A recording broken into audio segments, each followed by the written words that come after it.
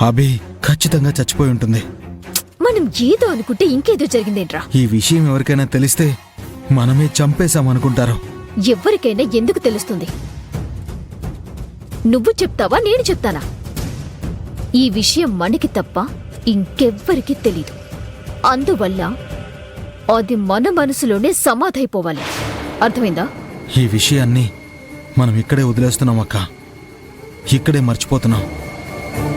పద పద.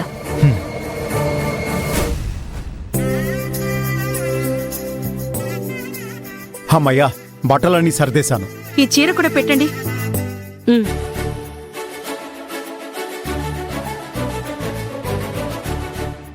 నేను వేస్తాను. కూతురికి అరిసెలిష్టం, అప్పాలిష్టం అని రాత్రంతా వంటగదే వదలలేదు కదా. ఇంతకీ నీ కూతురు కోసం వండిన పిండి వంటలన్నీ తీసుకెళ్తున్నట్టా లేనట్టా? అయ్యో, నా మతి మండ. ఆ విషయమే మర్చిపోయానండి. ఒక్క నిమిషం ఉండండి, ఇప్పుడే తీసుకొస్తాను.